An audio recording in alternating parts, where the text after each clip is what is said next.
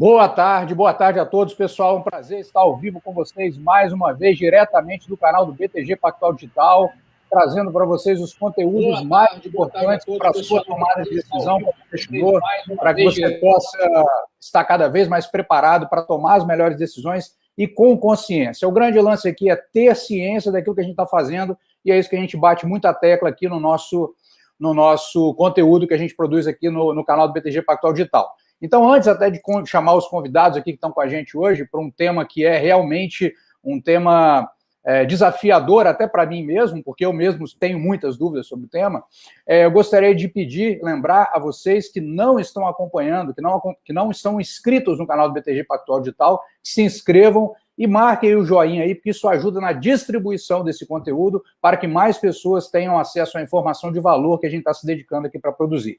Então é isso, sejam todos bem-vindos. Recebi muitas perguntas dos meus alunos no Instagram e nós vamos explorar tudo isso nessa live de hoje com dois craques especialistas no assunto, o Nicolas Sack e o André Portillo. Sejam bem-vindos, meus caros. Primeiro, façam suas saudações iniciais aí para a turma, para a gente começar esse bate-papo que certamente vai eliminar muitas dúvidas de todas as pessoas que participarem, inclusive as minhas. Boa tarde, Bona. Boa tarde, Nicolas. Boa tarde todo mundo aí que está escutando a gente. Sempre um prazer estar aqui com vocês, principalmente aí com o Bona, fera. Adoro fazer esses bate-papos contigo, Bona. Já fizemos alguns lá no ano passado, né? Então, um prazer estar aqui. Nicolas, boa tarde também. Apresentação rápida, eu sou sócio do banco há bastante tempo. Estamos nesse mundo aí de criptomoedas e essas novas tendências tecnológicas aí há algum tempo já. E, assim, espero poder contribuir para o melhor entendimento de todo mundo aí sobre essa nova classe de ativo e essas novas tendências que a gente tem do nosso dinheiro. Como o Bona disse, importante entender o que está acontecendo, mas sempre com propriedade, com cautela e saber onde é que a gente está botando a mão, né, Bona? É isso aí. Boa tarde a todos, me chamo Nicolas Sack, como o Bona falou aí. Eu atuo nesse mercado desde 2017, mas estudo ele desde 2016, né? Parece pouco tempo, né? Se você olha em retrospecto, mas existem poucos dinossauros caminhando por aqui, né? O mercado existe formalmente desde 2012, 2013, né? Que ele começou a se desenvolver e ganhar corpo. Então já é um tempo considerável quando você olha relativamente. E já trabalhei em exchange, já trabalhei, que são as corretoras de criptomoedas, né? Já fiz ofertas de ICOs, que mais para frente a gente vai falar um pouquinho o que são também. Já produzi conteúdo educacional sobre esse tema, já trabalhei como estrategista nessa área, chefiei a divisão lá de research da Exame com relação a criptoativos. Hoje coordeno o Future of Money, então faço tudo lá na Exame que é ligado a essa frente de inovações nos meios de pagamento, não só criptoativos, mas como também PIX, Open Banking, sandbox regulatório, todos esses outros temas correlatos, né? E estamos aqui para tentar esclarecer o máximo de dúvidas possível, trazer um pouco de luz sobre esse tema que é tão importante para o investidor hoje em dia, em especial num momento em que você tem juros relativamente baixos aí no mercado tradicional, né? Então, vamos embora. O que você quiser falar aí, Bona, estamos à disposição. Bom, vamos lá. A primeira coisa que eu queria que a gente contextualizasse é porque, assim, primeiro a gente chega numa realidade, quando a gente fala Bitcoin, existem diversos níveis de entendimento, né? Tem aquela pessoa que está assistindo o conteúdo que já estudou muito e tem aquela que fala, cara, já ouvi falar sobre isso, mas não sei muito bem o que é. Então, eu acho que a primeira coisa seria importante a gente dar uma nivelada em termos básicos. Vou dar um exemplo pessoal. Quando eu falo com meu pai e com a minha mãe, eu falo assim, e o Bitcoin? Aí eles falam assim, hã? Aí eu falo, já sei que não estão sabendo. Mas o meu sogro, outro dia, que tem 80 anos, veio me falar de Bitcoin. E aí eu falei, bom, tá vendo como as coisas são? A gente precisa dar uma nivelada para aprofundar. Então eu queria que vocês primeiro definissem o que é exatamente o Bitcoin. Né? O que é isso, como é que ele funciona, em linhas bem conceituais, bem para as pessoas saberem de que se trata. Esse é o primeiro ponto que eu acho que a gente precisa alinhar. Tá, eu vou tentar... Contigo essa, Nicolas. Fechou. Eu vou tentar falar isso de uma maneira mais simples possível, tá? Para deixar esse papo fluir. Também não vou tentar entrar em detalhes muito técnicos. Existe uma outra hora para a gente fazer isso. Mas falando aí do Bitcoin, né, ele é um ativo que surgiu lá em 2008, né? Ele foi conceitualizado em 2008 e ele foi implementado em 2009. Isso significa que a pessoa que criou essa tecnologia, ela escreveu um artigo que dizia o que ela era lá em 2008, em 2009 esse sistema foi de fato criado, né? E esse artigo que descrevia essa tecnologia, ele era intitulado de Bitcoin, um sistema de dinheiro eletrônico de pessoa para pessoa. Então, basicamente, o que ele se propõe a ser nada mais é do que um sistema de liquidações e compensações financeiras, né? Para fazer essas compensações, ele utiliza um ativo subjacente, que é o Bitcoin, como você conhece. Então, o Bitcoin é tanto um sistema como um ativo que funciona para liquidação de operações financeiras, né? E qual que é o grande diferencial dele para os outros ativos que a gente usa para liquidação financeira, como o real, o dólar, euro ou qualquer outra moeda, que são as moedas fiduciárias que a gente chama, né? Que são pautadas na confiança e são emitidas por governos. A principal diferença é que ele segue uma estrutura descentralizada, né? Em outras palavras, ele não precisa de um banco central para funcionar e ele não precisa de qualquer tipo de instituição financeira para que as transações aconteçam. Ele pode ser transferido de uma ponta a outra sem qualquer tipo de intermediário, né? E isso tudo está ligado com essa questão da descentralização que a gente falou e com os registros também, que são feitos não por uma entidade central, mas por participantes da rede que se propõem a entregar um pouquinho de poder computacional. Hoje em dia não é mais um pouquinho, é bastantão, né? Hoje você tem grandes indústrias aí por trás do registro de transações de Bitcoin. Em troca de cederem esse poder computacional para a rede, para o registro de transações, eles são recompensados com novas unidades monetárias dentro dessa rede, né?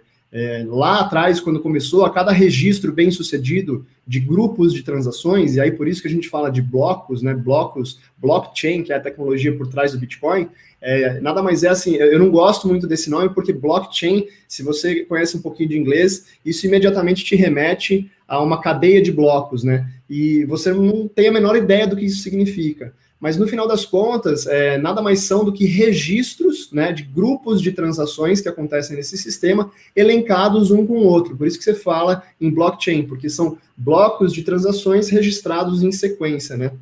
Então, o blockchain nada mais é do que um grande livro contábil e o Bitcoin funciona por meio desses registros, né? Se você olha para a estrutura geral desse protocolo, ele tem uma quantidade de unidades que podem ser emitidas que são limitadas a 21 milhões de unidades. Então, se você colocar na ponta do lápis, você consegue perceber que o Bitcoin foi o primeiro ativo digital a conseguir replicar a escassez do ouro num ambiente totalmente digital. E é por isso, aí mais para frente a gente vai falar também do porquê ele tem sido visto como uma importante alternativa de reserva de valor, essa narrativa tem crescido e tudo mais. Mas em termos gerais, o Bitcoin é essa estrutura descentralizada e esse ativo que funciona para transferência de valores para qualquer lugar do mundo, né? Se diz muito que, assim como a internet revolucionou a comunicação, o Bitcoin e os outros criptoativos vão revolucionar a forma como a gente pensa o dinheiro, né? Até por isso eles são colocados como a internet do dinheiro, né? Não é nem o dinheiro da internet, é um raciocínio inverso. Você tem que pensar no potencial de disrupção que essa tecnologia traz para as finanças mundiais. Acho Legal. Que só para contextualizar um pouco, deu para começar o papo aqui. Sim, eu acho que sim, sem dúvida nenhuma. Aí um ponto que é uma dúvida minha aí, que muitas pessoas também têm, é o seguinte, e aí entrando no mundo dos investimentos especificamente e colocando o ativo dentro, o Bitcoin como ativo dentro dessa jornada aí de investimento. Quando o investidor compra uma ação, né, ele, na ponta, está comprando algo que é de uma empresa que produziu algum produto que tem alguma utilidade para a comunidade e aquilo tem valor por conta disso, né? Não estou falando nem do valor da empresa, eu estou falando do valor do que é produzido, da utilidade do que é produzido. E a gente, pelo que você mencionou, a gente tem no Bitcoin uma característica de transferência direta de valores. O que não me parece que seja algo que já não exista também. Eu consigo sobreviver sem o Bitcoin, mas eu não consigo sobreviver, por exemplo, sem roupa, né? Então, eu vou comprar uma roupa numa empresa e posso transferir por outros meios. O que você destaca no sentido da utilidade do Bitcoin o que eu gostaria que você me dissesse assim, ele é útil em tais situações. Em tais situações, ele melhora a vida de quem utiliza de tais formas. Eu queria que você falasse um pouco disso, dessa utilidade. Posso começar isso aí, Nicolas? Pode, depois eu complemento. Então, vamos lá. Eu vou bem rapidinho, Bona, assim, a visão inicial do Bitcoin, do Satoshi Nakamoto lá, que é o grupo que criou, o grupo que criou o Bitcoin, era dele ser um mecanismo de transferência peer-to-peer sem intermediário, de forma digital, tá?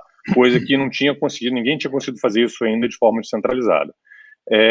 Com o tempo, e à medida que a tecnologia vai desenvolvendo, ela vai encontrando as suas utilidades, ou o próprio mercado vai dando as utilidades que ela mais se encaixa e que muitas vezes não é exatamente o mesmo do que foi imaginado lá no início, tá? Então, assim, eu vou dar alguns exemplos muito fáceis aqui e o Nicolas depois você completa, tá? Mas, assim, a primeira coisa nessa transacionalidade ainda não é uma coisa para você pagar o teu cafezinho. Eu vou para mandar R$50 para você. Tá? Porque ainda tem alguma escalabilidade na rede que ainda não permite você fazer isso, tá? Agora, para você fazer, mandar dinheiro em quantidades maiores e sem ter preocupações de fronteira, para você passar de um lado para o outro, dependendo de instituições no meio do caminho, é um mecanismo muito mais eficiente do que a gente tem hoje funcionando. E aí vamos colocar em cima disso, estou falando do aspecto da tecnologia. A gente tem todos os aspectos regulatórios que a gente tem que levar em consideração, porque aqui no Brasil a gente tem uma regra de câmbio que ainda é muito rígida, mas se você quiser mandar então dinheiro lá para fora, você tem que seguir as regras. Mas ainda assim, você consegue transmitir quantias grandes de dinheiro a um custo muito menor do que é feito hoje e de forma relativamente rápida. A outra utilidade que a que está fazendo o preço do Bitcoin se valorizar tanto, que é como ele passando a ser uma possível reserva de valor. Ou seja, é um ativo digital, tá, que as pessoas estão começando a aceitar como reserva de valor, essa coisa da escassez que o Nicolas colocou, que você só vai ter no máximo 21 milhões de bitcoins emitidos, ou seja, você não pode imprimir mais bitcoins pelo próprio protocolo, como os governos fazem com o nosso dinheiro, está sendo feito isso no mundo inteiro. Então, isso passou a ser uma utilidade de uma reserva de valor, tá, digital, no mundo digital, muito semelhante ao que o ouro representou ao longo da história toda. O ouro sempre foi uma reserva de valor em épocas inflacionárias ou em épocas de desconfiança nas moedas locais. O ouro sempre foi um porto seguro para quem queria ter essa proteção. Num mundo totalmente globalizado e digital, faz sentido você ter uma reserva de valor também digital. O ouro é uma coisa que funcionou, tem mais de 1000 anos de história, mas é uma coisa do mundo analógico, tá? Então, assim, essa utilidade como reserva de valor, que ainda não é exatamente hoje, porque ainda tem que ter uma maior estabilidade no preço, mas ele está no caminho de. Como é que você faz, como é que se transforma uma coisa em reserva de valor? Você começa a ter aceitação, você começa a ter um aumento do preço, do valor daquilo, as pessoas começam a identificar que aquilo tem valor, e aí você chega no momento que você tem uma adoção mais uniforme, você diminui a volatilidade, e aí isso finalmente se transforma numa reserva de valor. O Bitcoin está nesse segundo estágio desse caminho, tá? Então, assim, e é uma das teses mais fortes que tem hoje no mercado a respeito disso. E essa, bem clara, que é de transacionalidade de grandes valores, tá? Nicolas, se quiser completar. Tá, eu queria trazer alguns pontos aqui, acho que alguns pontos legais que você levantou, André, em especial sobre a escassez, né? Quando você fala Pode discordar, tá? Não, pode discordar também, tá? Eu sei que eu posso discordar, mas o nosso discurso é muito alinhado, né? Mas no final das contas, quando você olha para o Bitcoin e essa escassez que ele tem de 21 milhões de unidades, mais do que isso, ele replica não só a escassez do ouro, mas ele replica também a taxa de emissão, né? Porque a cada 4 anos, essa emissão, né, essa recompensa que é dada aos registros bem-sucedidos na rede, ela cai pela metade. Então, a ideia é que ele vai caindo numa escala logarítmica aí, né, que aos poucos vai ficando mais difícil de você obter novas unidades de Bitcoin, até o ponto que você chega nesse limite de 21 milhões de unidades. No final das contas, você nunca vai chegar no limite, porque ele está sempre caindo pela metade, você vai chegar próximo disso, e a ideia é que esse próximo de 21 milhões seja alcançado por volta de 2140, né?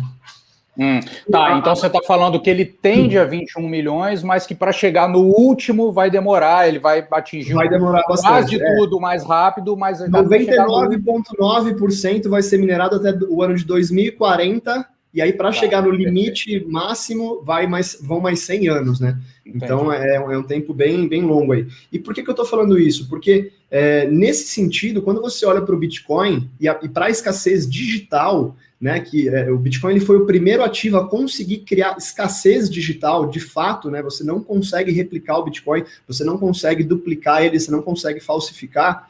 Quando você olha para o conceito de escassez digital, ele é inclusive superior à escassez física, né? E por que eu estou falando de escassez aqui? Porque quando você olha historicamente para o que a humanidade atribui valor de fato, né? O que é um dinheiro valioso, o que é um ativo valioso? Ele possui algumas características, né? Ele costuma ser um ativo escasso, ele costuma ser um ativo de difícil obtenção e ele costuma ser um ativo que dura no decorrer do tempo, ele tem longevidade, né? Por isso que você não usa maçã para intercambiar, porque você sabe que a maçã é perecível ou qualquer outra coisa nessa linha, né? E por isso que o ouro se consolidou ao longo da história como um importante ativo utilizado, né? Um instrumento de reserva de valor. O Bitcoin ele replica todas essas características e, além disso tudo, ele ainda tem a questão da mobilidade, que é muito mais fácil você deslocar grandes somas de dinheiro ao redor do mundo usando o Bitcoin do que seria, por exemplo, com ouro, né? Assim, para você transportar 10 bilhões de dólares em ouro, você teria que ter algumas toneladas de ouro à disposição, e isso exigiria que você tivesse um modal de transporte que comportasse essa movimentação, e quando você fala de Bitcoin, esse movimento ele acontece não só de maneira digital, mas muito mais rápido do que aconteceria num sistema tradicional, né? Quem já teve a experiência de mandar recursos para o exterior, sabe que uma operação costuma levar algumas semanas, né? Quando você fala de uma movimentação com bitcoins ao redor do mundo, você está falando de movimentar uma soma de milhões e até bilhões de dólares. Recentemente a gente já viu algumas transações de bilhões de dólares, com uma taxa de transação de algumas dezenas de dólares, às vezes nem isso, né? E com sua transação chegando em qualquer lugar do mundo em questão de 10 minutos, né? Com algumas confirmações aí, às vezes 20, às vezes 30 minutos para chegar. Então é uma diferença muito grande no sistema, e mais do que isso, o Bitcoin ainda tem uma questão de transnacionalidade, né? Você não precisa atribuir uma figura que governa esse ativo. Essa figura não existe. Esse rompimento de fronteiras geográficas, e é a primeira vez que a humanidade tem acesso a um dinheiro mundial, né? Você não precisa mais atribuir a emissão de uma moeda a um governo, a uma sociedade específica. Você passa a ter um dinheiro que ele é totalmente descentralizado. Então, acho que isso tem muito valor. E aí, mais do que isso, acho que o último ponto que eu queria abordar aqui é que o Bitcoin, ele é a transição do dinheiro do modelo analógico, né? Apesar de você ter dinheiro digital já, né? Assim, se você olha hoje o saldo do seu banco, são bits e bytes, né? Você não tem, de fato, ali todo aquele dinheiro disponível para todos os clientes sacarem se houver uma corrida aos bancos, mas aquilo ainda é um sistema analógico. O que eu quero dizer com o Bitcoin é o primeiro sistema de dinheiro digital, que com o Bitcoin você consegue programar o dinheiro, você consegue dar ordens para o seu dinheiro e criar uma sequência de etapas, você consegue criar um sistema baseado no dinheiro. Isso possibilita a criação de contratos automatizados que envolvem a ligação com dinheiro. Acho que isso é um valor incomensurável, né? Assim, é um salto tecnológico muito grande, é uma mudança de paradigma. Legal. Agora, tem algumas perguntas aqui que a galera manda também, que acho que é uma dúvida muito comum, que é assim, hoje muita gente fala assim, olha, fala inclusive para mim, aí, Bona, você falou que não sabia muito bem e o negócio já disparou, agora já valorizou, e agora o que você acha, né? Então, assim, aí eu estava conversando com alguns amigos meus, falando, rapaz, será que nós viramos dinossauro nesse negócio mesmo, hein? Será que tem alguma coisa aí que a gente não está processando? Falei, bom, é um risco que a gente corre, né? Em não acompanhar a informação. Mas uma dúvida que chega com frequência para mim é o seguinte, legal que essa questão da valorização dá alguma visibilidade concreta do Bitcoin, mas isso normalmente está associado às transações não no uso como moeda, mas sim nas transações de negociações do próprio ativo. E aí as pessoas ficam com a dúvida seguinte, poxa, mas se existe, Bona, se a gente sempre aprende a diferença entre preço e valor, será que eu me basear simplesmente na elevação dos preços me daria o embasamento de entendimento suficiente para isso? Esse é um ponto, né? E aí a dificuldade. Como é que eu valoro isso? Esse é uma dúvida. A outra coisa que é decorrente dessa é assim, e depois vocês, né, tirem as dúvidas aqui, eu vou jogar algumas aqui, que é dentro do universo da utilidade. A outra é o seguinte, se ele tem uma eficácia importante na transferência, embora a gente sabe que quando acontece muita transferência ainda tem um gargalo, vocês mesmos já mencionaram isso, o fator de transferência não daria para ele um preço, um valor intrínseco, né? Porque, por exemplo, se eu tenho aqui numa quantidade de reais que eu vou mandar para dólar australiano, ele vai cambiar aqui, cambiar lá e acabou. Ele só tá, não importa se ele é 1 milhão, se ele é R$1, ele vai só fazer a ponte da intermediação, não daria o valor intrínseco dele. Assim como, vou usar uma frase do Buffett há alguns anos atrás, uma folha de cheque também tem o mesmo poder, e não tem o valor, a folha específica, né? E no uso como moeda, aquilo que o Portillo já meio que colocou, que é a questão, não serve para você pagar o café, ainda não chegou nesse nível e a coisa vai se consolidando mais na visão da reserva de valor que eu entendi, e daí o uso da referência do ouro. E eu queria só, então, voltar àquele ponto do preço e valor, eu acho que ali é uma dúvida muito recorrente, porque eu não sei se o preço hoje ainda é baixo ou alto, não sei, não dá para saber, as pessoas que não têm essa noção, e como seria esse valor, qual seria o valuation, né? E a segunda coisa é que, normalmente, tudo que é exposto sobre Bitcoin usa como prova a elevação de preço, e eu vejo muito pouco se falar sobre, assim, o número de transações comerciais, comprou o café, comprou o apartamento, comprou isso aqui, não é divulgado, então não dá para saber em quanto que anda esse aumento. Tudo bem, como reserva de valor, eu compreendi que está caminhando mais nesse sentido, precisa da estabilidade, porque como é que eu vou ter uma reserva de valor que cai 20% em 2 dias, né? Isso aí também é uma dúvida que surge. Então, gostaria que a gente falasse um pouquinho dessa valoração, né? Como é que se pode ter insights para mensurar isso? Bona, esse ponto é muito pertinente. Vou dar uma pincelada aqui. Isso está longe de ser um tema fechado, onde haja consenso, tá? Mas a questão da internacionalidade, de novo, não tem nada a ver com ter valor. O Pix é uma tecnologia que você transaciona real e não tem nada, isso tem N outros exemplos, tá? Mas a questão da internacionalidade, ela traz outro ponto importante, que assim, a rede hoje que existe do Bitcoin e, por extensão, de outras criptomoedas, é uma rede que não tem paralelo no sistema financeiro tradicional. Você tem um ambiente descentralizado, global, funcionando 24/7, 365 dias por dia, sem parar, tá? E onde, cara, se cair lá o servidor de Singapura, o dos Estados Unidos continua funcionando, o da Inglaterra continua funcionando, por isso que a analogia com a internet, nessa parte de internet do valor, internet do dinheiro, é muito pertinente. Agora, isso não traz um valor para nenhum preço, nenhum valor para o Bitcoin, tá? Por isso que, no caso específico do Bitcoin, entra muito nessa questão dessa possível reserva de valor. E aí, como que você define a diferença entre preço e valor num caso desse? Imaginando que é o seguinte, o Bitcoin continuou, fez o processo, o caminho lá, estabilizou, teve adoção global e se consolidou com uma reserva de valor. Como é que é o valuation desse negócio? cara, vai ser muito parecido com como é que você faz o valuation de outras moedas, ou eventualmente até de um ouro da vida, de uma commodity. O ouro é uma commodity que tem uso industrial, mas é um percentual muito baixo do total de ouro em uso. Então, assim, você não consegue fazer a valuation do ouro pelo que você usa para fazer industrialmente. A grande parte do ouro está nas reservas dos bancos centrais, está nas reservas das pessoas, tá? Então, assim, tem algumas contas das pessoas que usam a questão do alcance da rede, esse tipo de coisa, mas, assim, eu ainda não consegui encontrar nenhuma fórmula que me desse um parâmetro muito bom. Como, na verdade, cara, se você for olhar, como é que você faz o valuation de uma moeda, por exemplo, também é uma coisa muito complexa. Você tem lá N questões macroeconômicas entre os países, sempre está relacionando uma coisa contra a outra, né? Então, assim, e o mesmo vale também por ouro. No final das contas, cenário macroeconômico, oferta e demanda.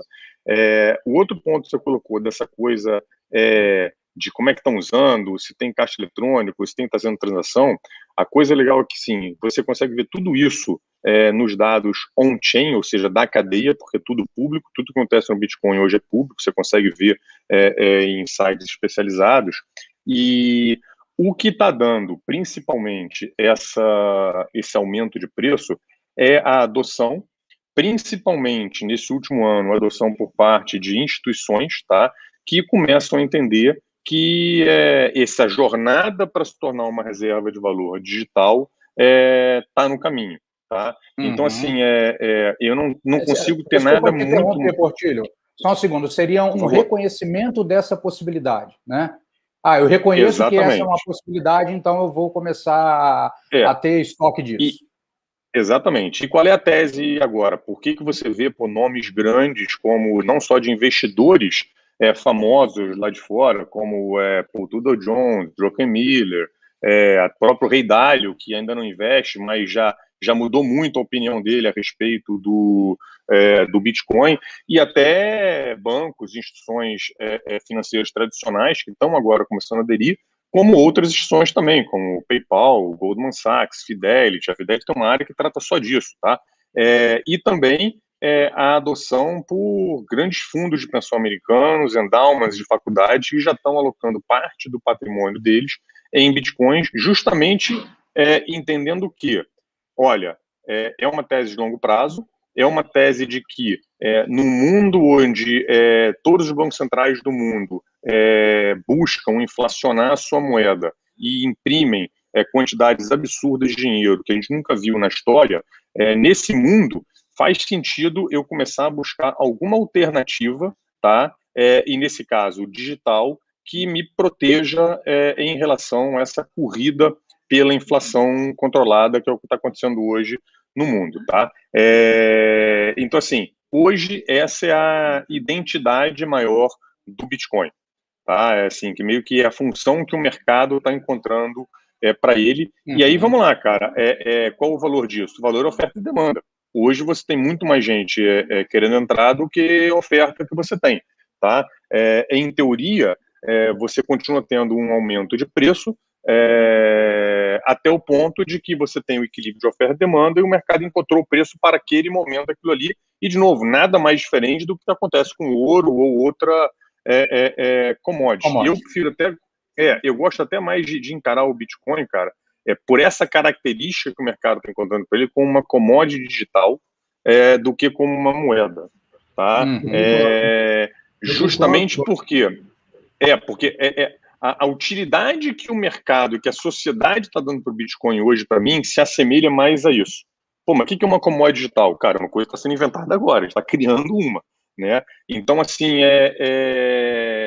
e outras criptomoedas vão ter outras funcionalidades, tá?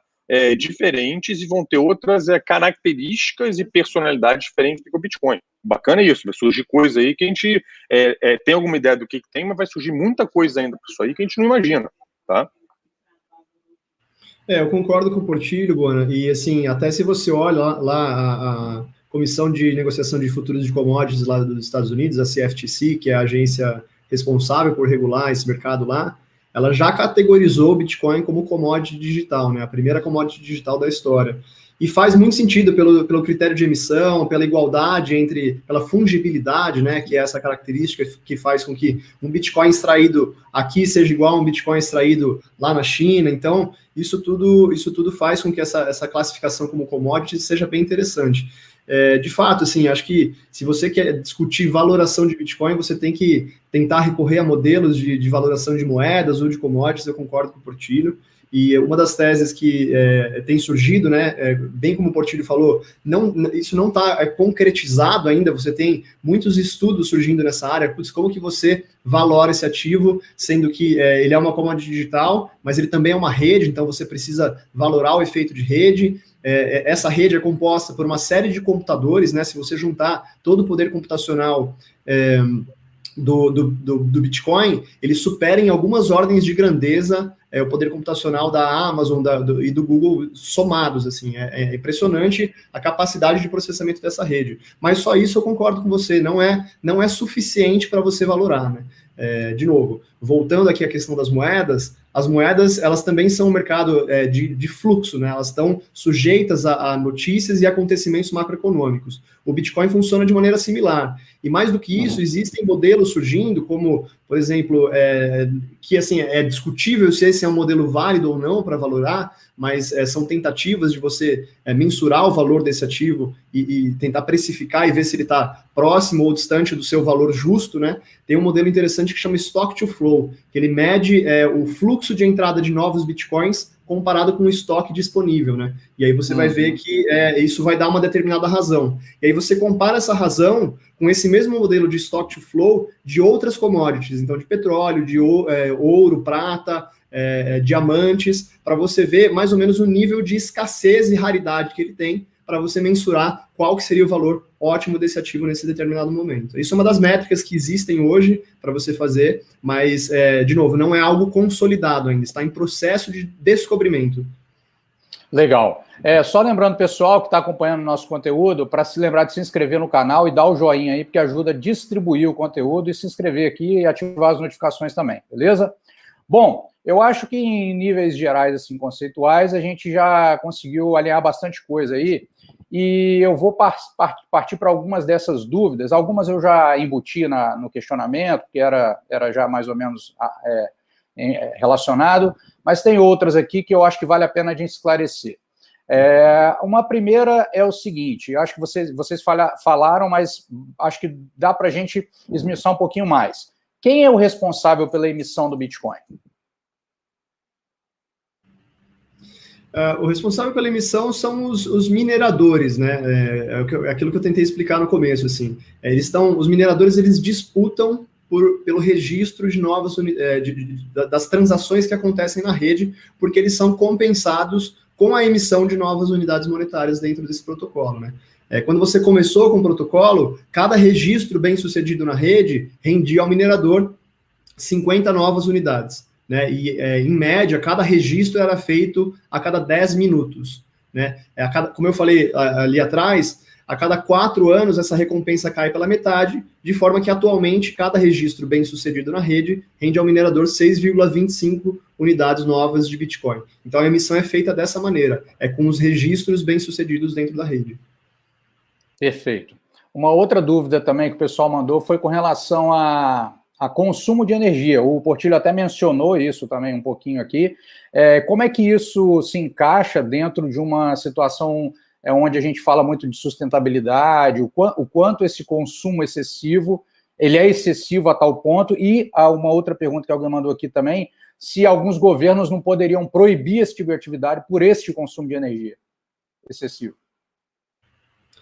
Então, cara, assim, acho que essa questão da energia é um debate super quente dentro da indústria, né? Porque realmente, ainda mais num momento que a gente está num movimento forte de ESG, esse tipo de coisa, é natural que as pessoas estejam preocupadas com o consumo energético do Bitcoin, mas existem alguns pontos interessantes que a gente pode trazer à tona aqui, né? Lógico que isso sempre é aberto a debate, porque, de novo, é uma indústria nova, é uma estrutura descentralizada, então, para analisar o consumo energético, você precisa recorrer a diferentes regiões do mundo, né? E, atualmente, cerca de 60% da força computacional do Bitcoin é proveniente da China, né? E, em especial, desses 60%, 80% está localizado na província de Sichuan, que é uma província que utiliza boa parte da energia que é utilizada para registros de transações nessa região é proveniente de uma usina hidrelétrica, né, que, em termos gerais, é uma energia mais verde do que outros tipos de energia que normalmente são utilizados. Mas acho que, indo além disso, Bona, é legal trazer à tona também que o Bitcoin ele pode ser um instrumento interessante para geradoras de energia, né, para usinas que geram energia, seja ela em qual formato for, porque atualmente em várias regiões do mundo você tem a questão do excedente energético, né, que é algo que a usina produz e que não é consumido e que não tem como ser armazenado em forma de baterias ou outra coisa do tipo, porque não existe bateria suficiente para o armazenamento desse tipo para essa quantidade de energia, na verdade.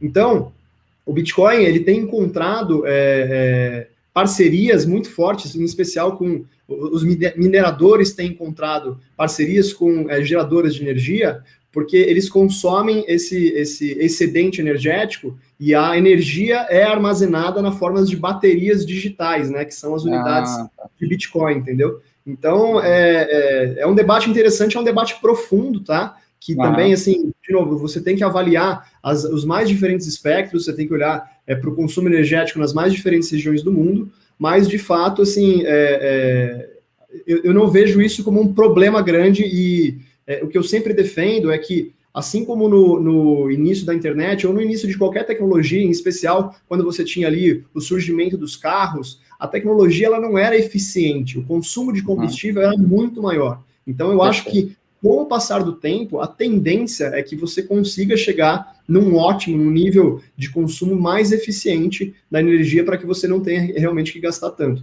Mas aí, só para fechar e deixar o Portilho complementar, quando você olha relativamente com outras indústrias, inclusive a indústria bancária e a indústria de remessas internacionais, o consumo do Bitcoin ele é significativamente menor, o consumo de energia elétrica do Bitcoin ele é significativamente menor do que o consumo de energia elétrica dessas outras frentes. Então, esse é um problema interessante de se analisar também. Perfeito. Eu acho que está perfeito. Aí só numa coisa, até num nível mais alto, bom, assim, a questão energética está sendo muito discutida em tudo hoje, tá? E tem uma tendência muito grande hoje de se politizar e polarizar tudo. Então, assim, o problema energético é um problema da humanidade hoje, em todas as indústrias, tá? E a gente está caminhando para ganhar mais eficiência em todas as indústrias. Então, não é isso aqui, isso aqui, isso aqui, isso aqui é B, isso aqui é preto, isso é branco, que eu vejo muito na discussão hoje, né? Então, assim, isso gasta energia, então não pode usar. Então, vamos ter outra discussão se a gente partir dessa premissa, né? O principal até ponto, porque a gente tem um monte de... Desculpa te interromper novamente, Portilho, mas até porque tem um monte de energia renovável que ainda não se mostrou viável, né? Que depende da evolução tecnológica para poder... ter uma contrapartida viável, né? É isso. E os pontos que o Nicolas falou são muito pertinentes. Se usa muito energia que você não utilizaria de outra forma, ou seja, você plugou a mineradora em cima de uma geradora que, 20% da energia dela não seria usada. Então, você está ganhando mais eficiência em cima daquela energia que você não usaria. E outra que é a evolução natural que a gente vai ter no mundo inteiro. Eu vejo muitas visões catastróficas aí sendo pintadas no geral, porque isso dá manchete, mas eu ainda sou um otimista ainda na capacidade humana de resolver os problemas, tá? Uhum.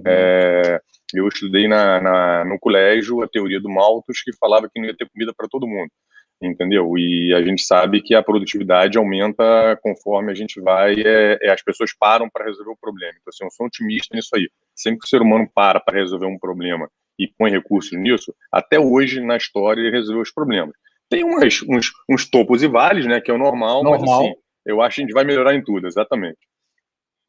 Bom, tem um outro ponto aqui que a galera mandou, que é mais sobre negociação, assim, como é que o cara, são 3 aqui que eu vou meio que agrupar numa só, porque tem a ver com a pessoa realmente tomar uma decisão e investir em Bitcoin. Por exemplo, uma pergunta aqui, como é que ele converte o Bitcoin em dinheiro, se ele vai comprar e vender em alguma corretora, se ele faz no BTG. Tem outra aqui que diz o seguinte, como são as corretoras, como é que eles funcionam, e a outra aqui que eu achei o seguinte, de onde as corretoras tiram dinheiro para pagar no caso de venda. Aí aqui eu acho que vale a pena, ele mesmo já sugeriu a resposta aqui, é como se fosse uma bolsa, compra e venda entre os usuários, né? Só uma visão geral sobre esse tipo de coisa, essas 3 colocações aí para a gente jogar um pouquinho de clareza aí na história. Quer falar, Porte? O que eu falei?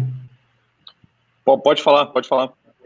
Existem, assim, atualmente hoje você consegue acessar o mercado por meio dessas bolsas, né, que é diferente do sistema tradicional que a gente está acostumado, elas são bolsas e corretoras, né, então cada uma tem o seu, desculpa, cada uma tem o seu espaço de mercado ali, e funciona exatamente da mesma forma, né, você tem numa ponta compradores, na outra ponta vendedores, e você consegue acessar o mercado dessa forma. Então, da onde ela tira o dinheiro, na verdade, não é ela que tira o dinheiro, ela só intermedia as operações, né, entre compradores e vendedores.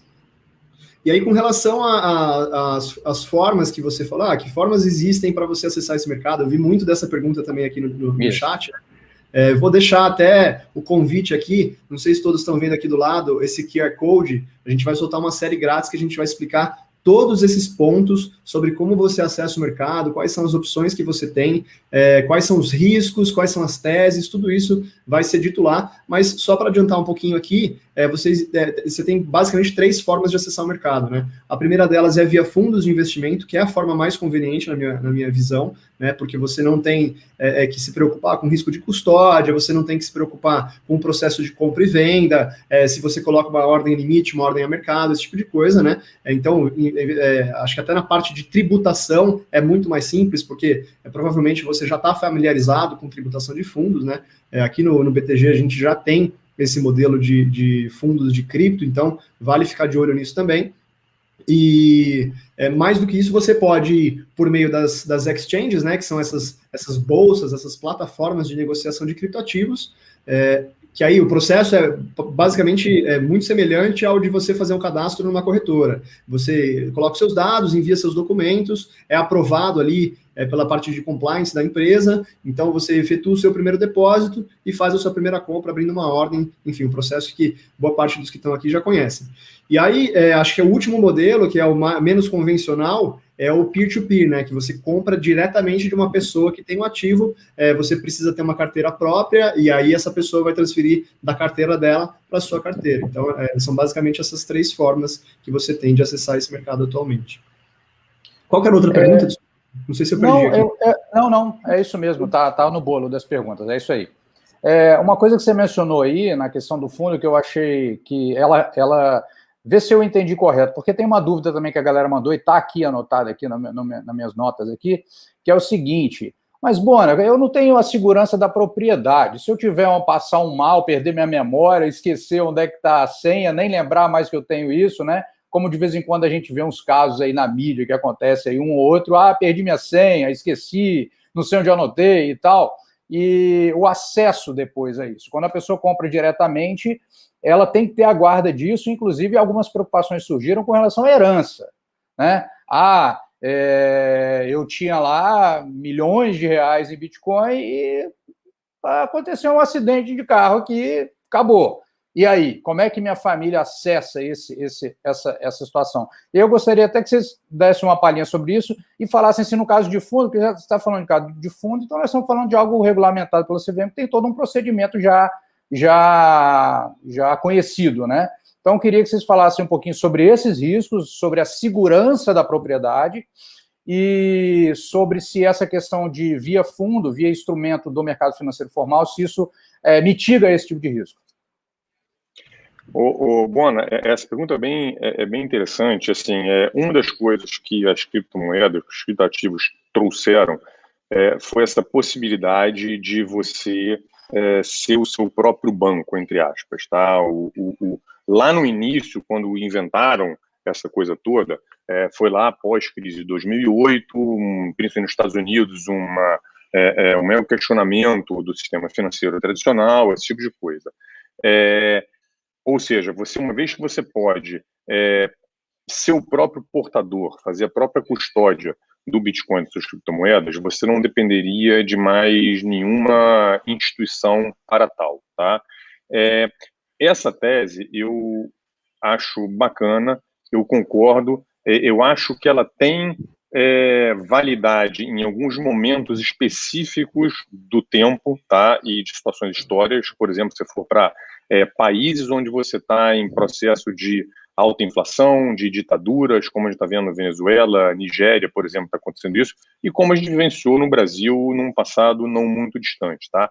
Aí eu acho que sim, essa capacidade de você ser o portador da sua própria moeda, do seu próprio dinheiro, e não ficar vulnerável a interferências de um governo, isso, inclusive, lá naquela tua primeira pergunta, né, é também uma das utilidades do Bitcoin. Uhum. Tá?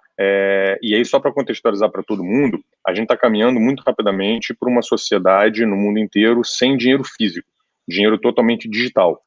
E isso traz alguns questionamentos totalmente pertinentes, não só como privacidade, que é uma discussão muito importante também, mas é o seguinte, uma vez que o teu dinheiro está todo digitalizado, o governo tem 100% de controle sobre o teu dinheiro. E o Bitcoin veio com uma tese meio anarquista, tá? Libertária, que eu entendo que ela não tem lugar na maioria das situações, mas em algumas situações mais de exceção ela tem.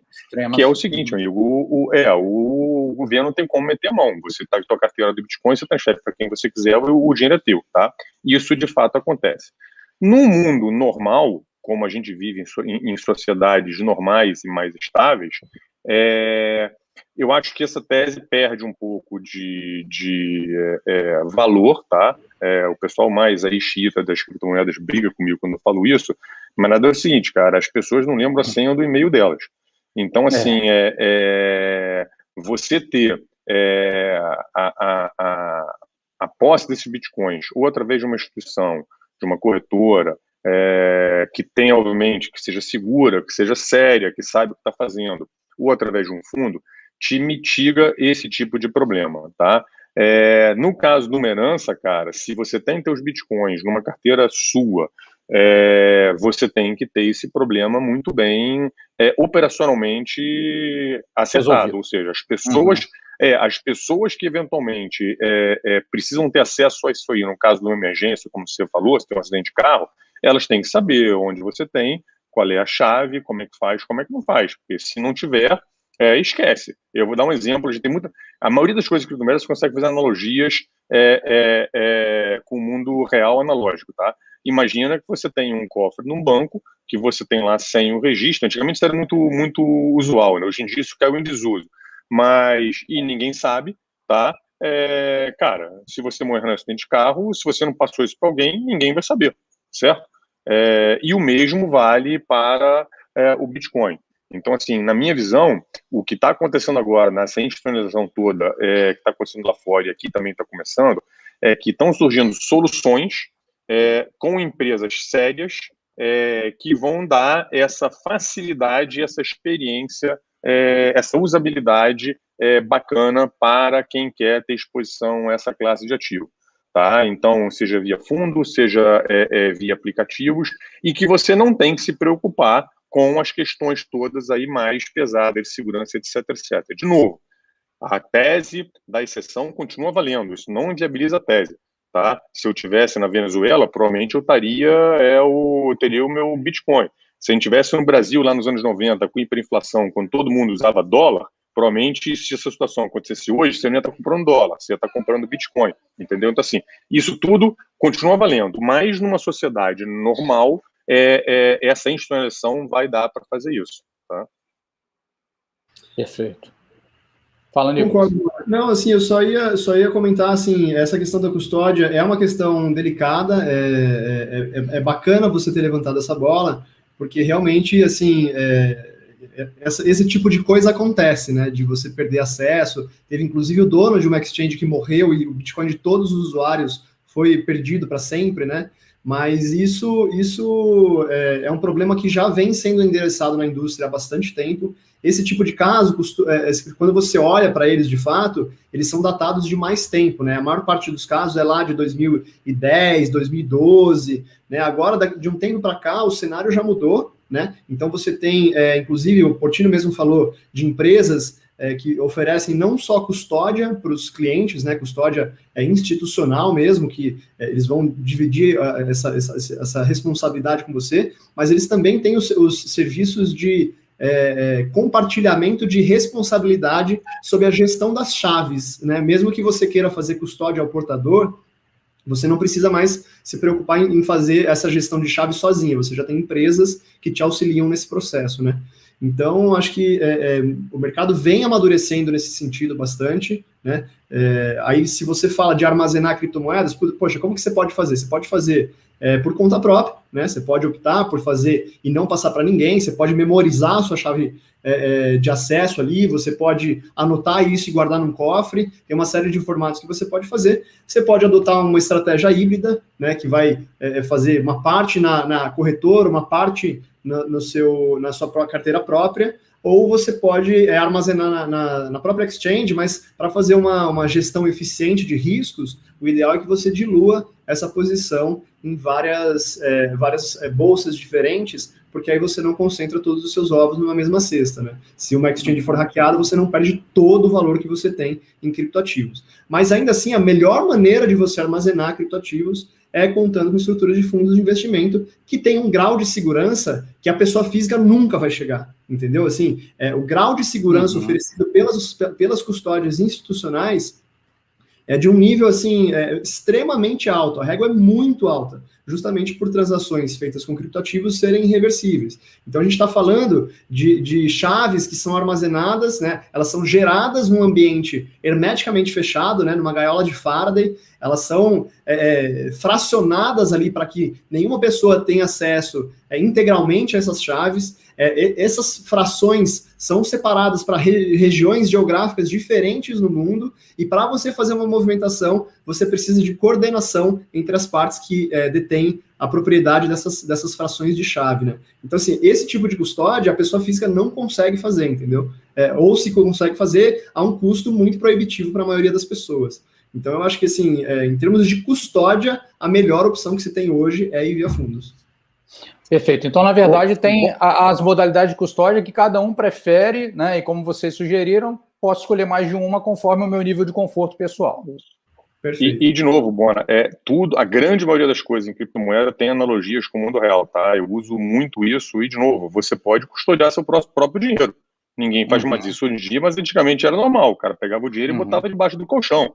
Não sei se você lembra aí, anos 90 aí, o pessoal tinha dólar guardado em casa. Sim, entendeu? Sim. Então, assim, não é nada diferente do que você ter os bitcoins na tua wallet ali.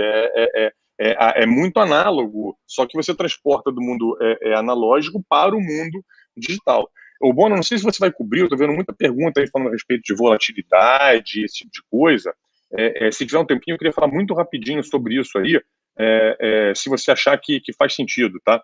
Não, eu acho que faz sim. Eu só tenho uma última aqui que eu queria cobrir, que é o seguinte, tá, legal, entendi o processo e tudo, né? O investidor está pensando, entendi e tal. Mas o que difere uma cripto de outra? Por que o Bitcoin, por que não outra? Inclusive, eu vi uma vez, nas postagens do Twitter, o BTG Digital sempre posta lá os índices no fechamento do mês e tal, e a galera começou a falar, vocês não estão colocando o Bitcoin aí não, né? E aí, eu pensando com meus botões, mas o Bitcoin é um ativo também, deveria ser o índice de criptomoeda. Então, assim, existem diferenças significativas, por que o Bitcoin, por que não outra? Como é que isso pode ser importante também nesse posicionamento do investidor? E aí, depois a gente entra na volatilidade. Tá. Vou dar como eu uso no meu mapa mental para isso aí, tá, Bona? As pessoas tendem muito, inclusive, a colocar tudo no mesmo saco, porque a tecnologia é parecida, tá? E tem N criptomoedas aí no mercado e elas atendem a funções muito distintas. Então, embora a tecnologia seja semelhante, são bichos bem diferentes. Na minha cabeça, eu separo em 3 categorias, tá? Você tem o Bitcoin, que é o principal expoente, que assim, é uma nova classe de ativo. Eu considero, nessa que eu falei de uma commodity digital, o Bitcoin está se tornando cada vez mais um ativo macro. Então, um Bitcoin vai estar nos portfólios das pessoas, da mesma forma que a pessoa tem ouro, tem prata, tem óleo, tem S&P, é um ativo macro global. ponto. Tá? E essa está sendo a função dele, porque ele pode vir a ser reserva de valor, você pode especular, você pode operar o valor dele contra outros ativos, exatamente o que acontece com os outros ativos macro.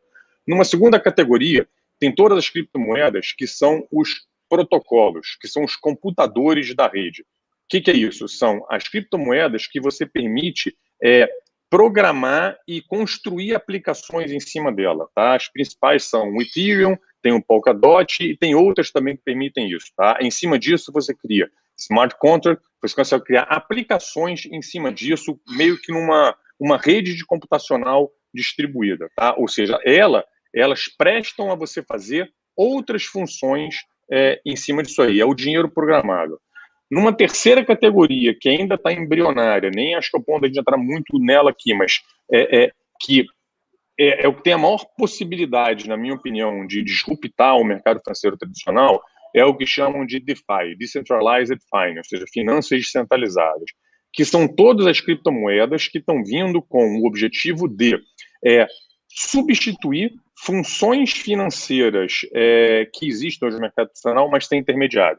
Então, é você fazer... eu brinco assim, é o carro sem motorista das finanças, tá? Então, é você fazer um seguro, ser uma seguradora, você fazer uma corretagem, ser uma corretora, você fazer um investimento sem um cara no meio do caminho. De novo, isso ainda é muito embrionário, tá? Mas no meu mapa mental, eu tenho essas 3 divisões desses grandes grupos, tá? O Bitcoin, para mim, é o que está mais consolidado e, assim, já é uma classe nova de ativo, tá? Ou seja, não dá mais para você desconsiderar o Bitcoin como uma classe de ativo, e essas outras duas que também você pode considerar como ativos a especular, mas sim, elas vão ter funcionalidades bem diferentes e bem distintas do Bitcoin. Eu adicionaria uma quarta categoria aí, Porte, que são os tokens, né? Que existem diferentes tipos de tokens. E se você pega ao pé da letra, token significa ficha, né? Historicamente, as fichas foram utilizadas para uma série de coisas, né? E no contexto de blockchain, elas são representações digitais de valor, né? Que rodam em estruturas descentralizadas. Então, o que você pode ter de token? É tudo que você imagina, assim. Então, você está falando desde esse movimento mais recente que surgiu, que muitos de vocês provavelmente ouviram falar sobre os NFTs, né? Que são artigos colecionáveis, artes digitais, cards colecionáveis de NBA, uma série de outras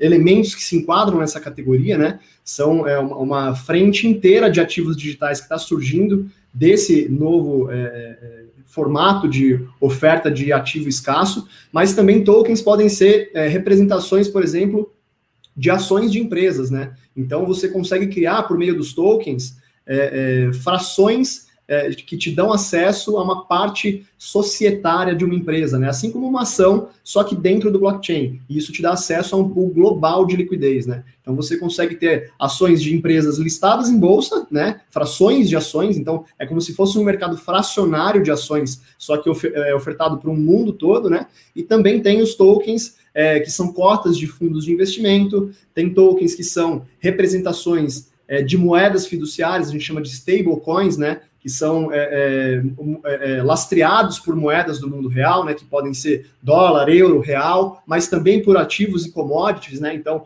por ouro, por prata, isso vai, assim, como eu falei, de acordo com a sua criatividade. Tem tokens que representam um determinado imóvel, então você pode emitir um imóvel e fracionar esse imóvel em tokens, né, e esses tokens, eles podem prover para esse imóvel que tradicionalmente seria um ativo ilíquido, ele promove liquidez para esse ativo e ele pode ser negociado em mercado secundário, de forma que o detentor de mais de 50% da quantidade de tokens desse imóvel em circulação tem o direito de propriedade, né? Ele pode residir no imóvel e ele pode, ele acaba pagando aluguel pelo excedente dos tokens que ele não tem. Ou, se ele quiser, ele pode ter a totalidade de tokens disponível para morar sem pagar aluguel, né? Então, você começa a perceber que, com a criação dos criptoativos, o Portillo mencionou os protocolos, né, que criam esses smart contracts, que são esses sistemas,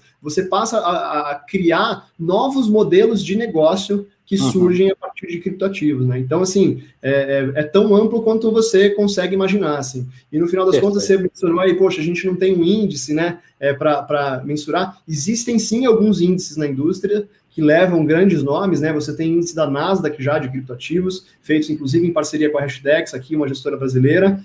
Você tem o Bloomberg Galaxy Crypto Index, que pega algumas das principais criptomoedas e inclui no índice, desculpa. Você tem o índice de ativos de finanças descentralizadas, você tem o índice da Bitwise, enfim, assim, em termos de suprimento, o mercado não está mal, assim. Acho que é só uma questão de consolidar e saber qual que é o mais indicado para. Perfeito. Aí, então, eu gostaria que a gente comentasse, então, dessa palhinha aí, Porte, sobre a questão da volatilidade, que realmente a galera está muito aqui, é um ponto que preocupa as pessoas realmente nessa questão, porque às vezes ele viu a notícia de que subiu não sei quantos mil por cento, aí depois, daqui a pouco, ele viu que caiu 5%, 10% num dia, então eu acho que vale a pena a gente falar um pouco sobre isso também. Tá, muito rapidamente, Bona, eu vou dar duas considerações nisso aí, tá? A primeira é o seguinte, o Bitcoin ainda é um ativo volátil, a volatilidade diminuiu muito no final do ano passado, aumentou um pouco esse ano com essa alta toda de preço. Isso não é exclusividade do Bitcoin. Isso muitas coisas que as pessoas falam de criptomoeda, na verdade, são efeitos que acontecem com todos os ativos do mercado, tá? Ativos mais estáveis tendem a ser menos voláteis. Ativos mais antigos, que as pessoas conhecem melhor. Ativos novos tendem a ser mais voláteis. Mas só como efeito de comparação, mais do que 30% das ações negociadas dos Estados Unidos são mais voláteis do que o Bitcoin. Tá? Só para a gente lembrar o que aconteceu com o Petrobras aí, no mês passado, a Petrobras caiu coisa de 30%, 40% num espaço aí de uma semana.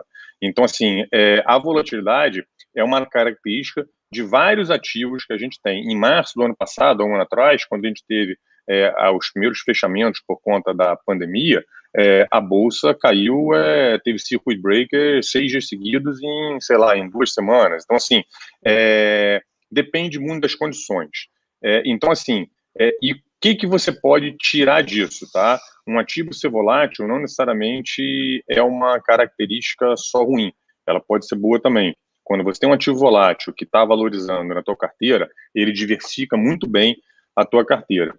E agora, indo para a prática, o que isso traz para quem quer começar a construir uma exposição nesse ativo em Bitcoin? Você não fazer tudo de uma vez só. Tá? Você primeiro, ter uma visão mais longo prazo, tá? E você saber que como o ativo é volátil, faz sentido você ir fazendo as suas compras ao longo do tempo, porque você nunca vai saber se hoje está $59 mil, amanhã vai estar 50 mil, você compra tudo a 59, você vai ficar com uma dor danada quando ele vier para 50 mil, né? E você, na verdade, não vai saber quando isso vai acontecer. Então, assim, espaça as suas compras, faça disso uma coisa recorrente, tá? Então, assim, é uma forma de quem quer entrar no ativo agora, mas tem esse medo, mitigar um pouco dessa situação. Pensar na alocação. Eu sempre penso na alocação, Bona. A gente já conversou muito isso, assim, você fala muito isso. A alocação é responsável por 70% do teu retorno no longo prazo. Então, não adianta você acertar o ativo que vai se firmar naquele ano, não sei o quê. Adianta você saber distribuir os teus ovinhos aí nas várias cestinhas de acordo com o teu estômago, de acordo com os teus objetivos, tá? Estou repetindo aqui, eu aprendi contigo, tá bom? Então, mas de fato mesmo, no longo prazo você vê, não adianta, comprei Bitcoin a 50 e tá a 60, mas quando você botou, comprei nada, comprei R$10, tá bom, beleza, ganhou dinheiro, mas que isso fez diferença no teu portfólio total? Não fez nada. Então, assim, isso é importante. Legal. E aí, assim, acho que até para comparar, se eu puder só fazer uma última consideração com relação a isso, para você entender um pouco da volatilidade do Bitcoin, você precisa entender, é legal a gente recorrer, por exemplo, ao papel do ouro lá na década de 70, né, quando ele deixou de ser um instrumento de lastro, né, para as moedas fiduciárias, quando os Estados Unidos, depois da Convenção de Bretton Woods, abandonou o padrão ouro, né. e os investidores ficaram sem saber como utilizar esse ativo dentro do portfólio. E em alguns dias, inclusive 10 dias depois do abandono, né, do padrão ouro, você teve algumas quedas expressivas na cotação do ativo, e que foi utilizado como um buy opportunity para quem soube entender que não é porque ele deixou de ser lastro para a emissão monetária que ele deixaria de ser uma reserva de valor. O Bitcoin hoje ele se encontra num momento muito similar, né, que ele ainda não se consolidou como essa reserva de valor no mindset aí de todos os investidores do mundo, mas ele está em processo de consolidação, né? Então é natural que você tenha um pouco mais de volatilidade, em especial porque a oferta dele é perfeitamente inelástica, né? Você sabe que na história vão haver apenas 21 milhões de unidades. Então, as entradas, como não é um mercado consolidado e que está em processo de expansão, as entradas e saídas dos investidores, principalmente dos grandes investidores, ainda geram impacto sobre os preços, né? Então é natural que a gente tenha esses movimentos mais abruptos. E tem uma terceira característica, Bona, que é justamente a questão das exchanges de criptoativos não terem circuit breaker, né? Você não tem aquela suspensão de negociação se o ativo cai mais de 10%. Você acaba tendo quedas um pouco mais expressivas, e isso acaba acionando triggers de stop de ordens que estão nas plataformas, e, além disso, você liquida posições alavancadas. Então, você tem quedas um pouco maiores do que elas deveriam ser se elas acontecessem em bolsas de negociação de mercados tradicionais. Ah, legal, perfeito, entendi. Bom, a gente já vai caminhando aqui para o final. Eu só quero lembrar a turma para se inscrever no canal, marcar o joinha para distribuição do vídeo, mesmo depois que ele já ficar disponível aí, depois ao vivo, que ele vai ficar disponível no canal do BTG Pactual Digital aí, para quem quiser ver depois. E tem uma coisa aqui na descrição, que é um curso, né, uma série que está sendo feita, inclusive o Nicolas que está capitaneando essa série, não é isso, Nicolas? Isso mesmo. Então, quem quiser se aprofundar ainda mais, tem aqui, é gratuito essa série, é um curso, né? São conteúdos gratuitos que vão aprofundar para a pessoa ter mais compreensão ainda sobre investimento em Bitcoin, sobre aprender tudo que precisa aprender para tomar a decisão da maneira mais consciente, que é o grande ponto. E outra coisa também é o seguinte, coloquem as dúvidas nos comentários. Eu fiquei com uma dúvida, não deu para responder na live aqui e tal. Dúvida no comentário com a hashtag BTG Responde. Coloca aí que a turma vai dar uma atenção específica para isso, porque nós sabemos como é importante tirar as dúvidas dentro de uma digamos, novidade, né, para os investidores de uma maneira geral, para que todo mundo possa tomar as melhores decisões com a melhor da sua avaliação individual feita. Então, a gente entende que isso é primordial e, por isso, essa hashtag vai ter o devido cuidado aqui nos comentários desse vídeo, beleza? Bom, então, acho que é isso. A gente vai encerrando aqui. Tem uma aqui que eu quero fazer, mas acho que é rapidinha. É rapidinha essa aqui. Teve alguém que colocou aqui, mas o fundo de Bitcoin ele está investido sempre em um monte de títulos públicos, então dilui muito. Só uma coisa, o fundo, na verdade, ele se posiciona via derivativos, não é, Portilho? Um fundo, por exemplo? Depende do fundo. Você pode se posicionar de várias formas, tá? E tem questões regulatórias aí da CVM de quanto você pode investir dependendo do cliente que vai acessar esse ativo, tá? Então, assim, a gente tenta sempre posicionar o fundo de acordo com o tipo de cliente que vai acessar e com a regulamentação que está vigente, tá? O problema dos derivativos, dos fundos que se posicionam em cima de derivativos em Bitcoin, é que você ainda tem algum descolamento entre os derivativos, principalmente os contratos futuros, e o preço spot do Bitcoin, tá? E isso pode dar um descolamento em relação à valorização do Bitcoin e dos derivativos, tá? Então, assim, você pode ter fundo alocado só no spot, você pode ter fundo alocado só usando derivativos também, tá? Então, assim, tem para todos os gostos. E você vai ter fundos que são 100% em Bitcoin e você vai ter fundos que aplicam apenas uma parte em Bitcoin, um percentual que é um fundo que, assim, para quem está com medo ainda de volatilidade, esse tipo de coisa, é um bom instrumento para você começar a acompanhar como é que está indo, acompanhar como é que está indo. Então, assim, eu acho que, assim, cada produto para um estômago diferente, para um objetivo diferente, tá? Perfeito, perfeito. Bom, pessoal, respondeu ou não? Sim. Eu acho que eu fiquei muito confortável com as informações de vocês aqui, pude colocar minhas dúvidas, sabendo que eu não ia tomar pancada. Foi muito legal. Obrigado pelos esclarecimentos. Foi ótimo. Nicolas, foi excelente. A turma também, eu trouxe aqui, essas dúvidas não eram minhas, foram de alunos, foram de gente na mídia social. Fiz uma coletânea, meio agrupei algumas, né, para a gente poder realmente fazer com que, uma vez que tome a decisão, tome da maneira mais consciente possível. Então, a gente vai encerrando. Se vocês quiserem fazer a saudação final aí, fique à vontade aí para a turma. Quero agradecer, fazer um jabá, que além do canal do Bona e do BTG Digital, que trazer um conteúdo de primeiríssima qualidade aí para todo mundo, há bastante tempo já, né, Bona? Você está nessa aí com a gente há muito tempo. Sigam também a mim, ao Nicolas, lá no Instagram, no LinkedIn, e também a gente tem um canal na Exame, que chama Exame/Future of Money, que a gente traz muito material também sobre essa nova indústria, sobre as novas tecnologias, e como eu gosto de falar, assim, a forma como elas vão afetar o jeito que a gente ganha, gasta e investe o nosso dinheiro nas próximas décadas, tá? Então segue a gente lá. Bona, prazerzão estar aqui contigo, como sempre, cara, se cuida aí, vamos se falando, e obrigado, pessoal, todo mundo, pela audiência, foi um prazer estar aqui.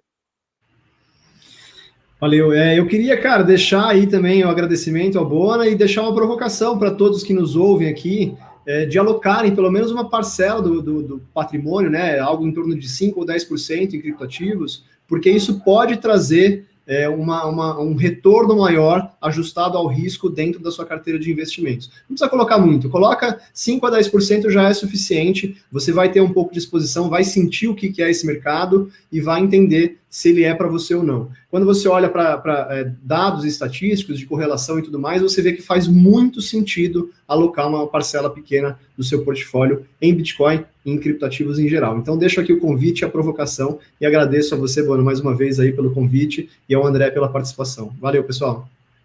Valeu, Portilho, valeu, Nicolas, valeu, turma, obrigado a todos. Lembrando, não se esqueçam de se inscrever no canal, marcar o joinha aí para distribuição do conteúdo e tem aqui embaixo o link na descrição para você conferir a série que o Nicolas produziu aí para você aprender cada vez mais sobre Bitcoin, beleza? E dúvidas nos comentários com a hashtag BTG Responde. Um grande abraço a todos, boa tarde e até a próxima live. Valeu, pessoal. Abraço, até mais.